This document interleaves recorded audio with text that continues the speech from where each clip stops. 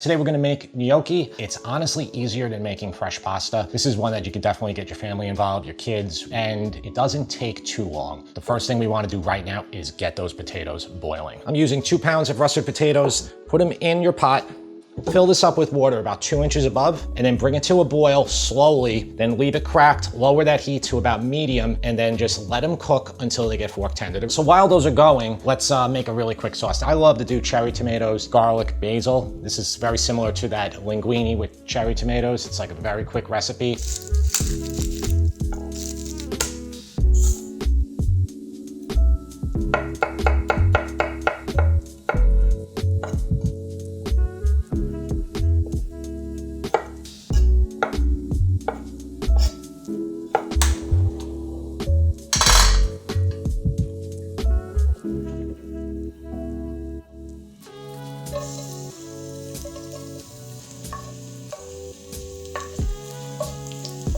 If you want hot pepper, like 30 seconds before the tomatoes go in, let that hot pepper flavor the oil and then add the tomatoes.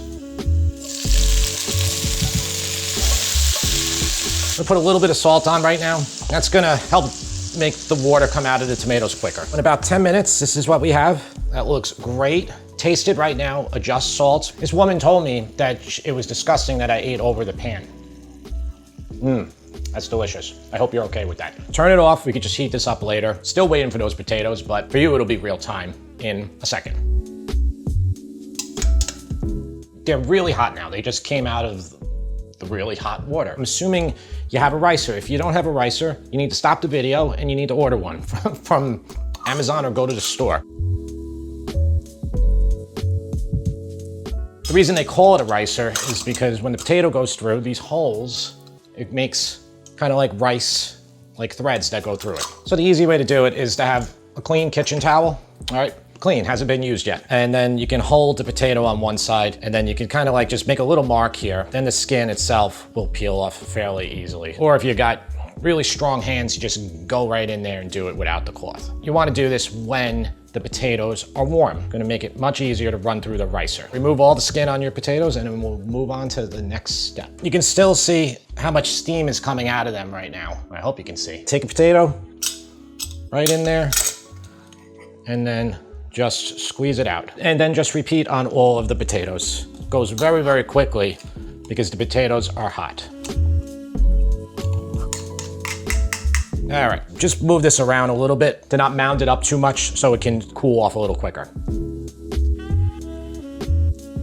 This is really, really simple. I have 1.5 cups of flour. I have 2 pounds of russet potatoes. It's not exactly 2 pounds, it doesn't matter. Take a little bit of your flour to start and do this on the biggest work surface you have. In fact, if you have a wood table like I do here, you could do it straight on the table. But this is the actual flour that's going in here. I'm just putting it on the bottom to start. It just makes it easy so it's not gonna all stick right away. If you have a bench scraper, a bench knife, whatever, you can use this. This makes it easy to fold it together.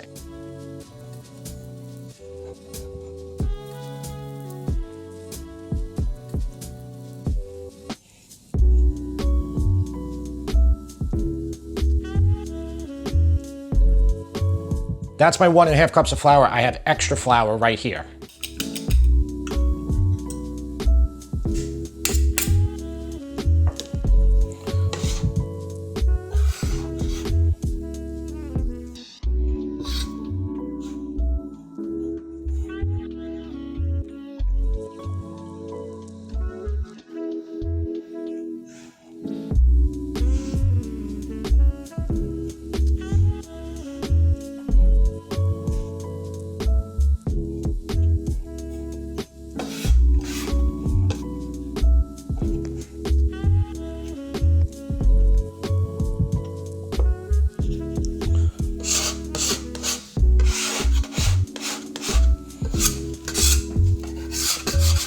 I use probably 1/4 cup to a 1/2 cup more flour. Remember, it's gonna vary. You just don't wanna overwork that dough. I probably worked it together, kneaded it for like 30, 45 seconds. It has to form a mass so that you can work with it. I like to form a loaf. We're gonna cut sections of it, and this just makes it easier. Take a lot more flour. You're gonna need it. You're gonna need it to dust. You don't want them to stick, and then you can use it.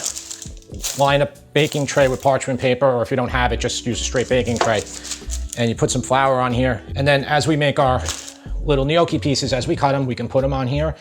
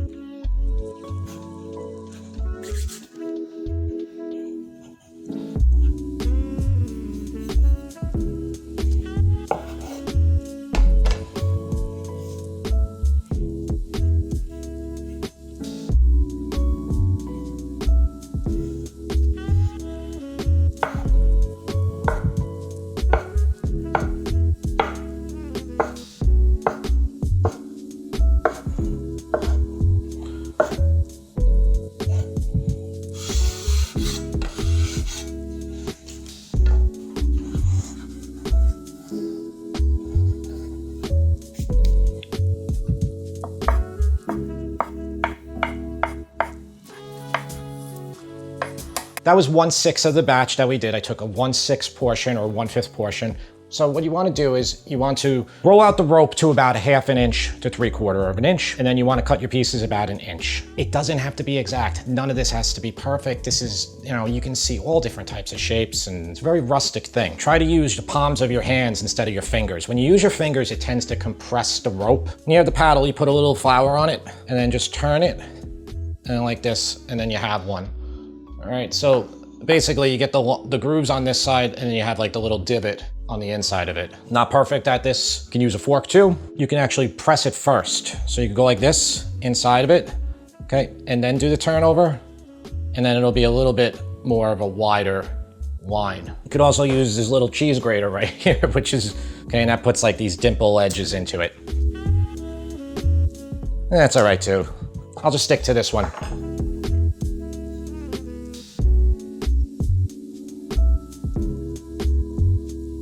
So make sure when you put them on your parchment paper or your regular sheet that you have a lot of flour on there, and do not let them touch. When you're doing 6 portions here, this could take you the better part of 45 minutes to form them all. Have your kids do this, or your wife, or whoever. It's nice to have some help. But anyway, separate them. And what I like to do is I fill up a whole sheet, I get them as close to possible without touching, and then you put this in the freezer for 2 hours. And after 2 hours, you then can take them, and then you can put them into Ziploc bags, and then you can store them up to 3 months. You can also, if you want to eat them right away, get your water boiling and pop them right in. You don't want to let them sit out for 2 hours. You either want to make them quick, get them in the water, or you want to freeze them. And I kind of go in the middle here, start the middle and then try to spread it out.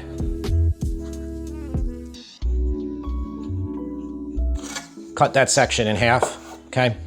Leave this one over here, and then prepare this one, and this one will probably go to 24 inches also. And then you can take your fingers and you can go just 1 inch sections, okay? So 1, 1, 1.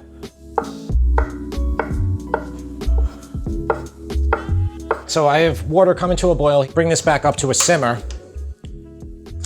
And then these I made yesterday. So I made a bunch ahead of time. The ones I just made now for you are in the freezer. All right, 2 tablespoons kosher salt. I'll do about half of them first. I could probably put all these in there, but I'll just show you how quickly they take. Once they start floating, they're done. Just like when you're making ravioli or something. This is a pasta spider. This works really, really well to pull them out.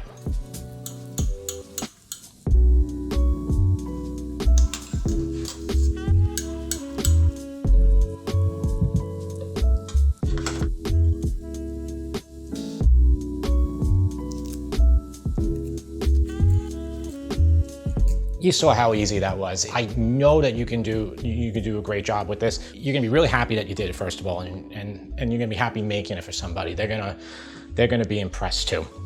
All right. The ultimate test if your gnocchi is good is that it's not tough. If you ever buy them in the store, like they come in like kind of like in the pasta section, they're like dried out and they're so tough. Like maybe you've been to a restaurant where they use those. There's no comparison between this and that. These are very, very light.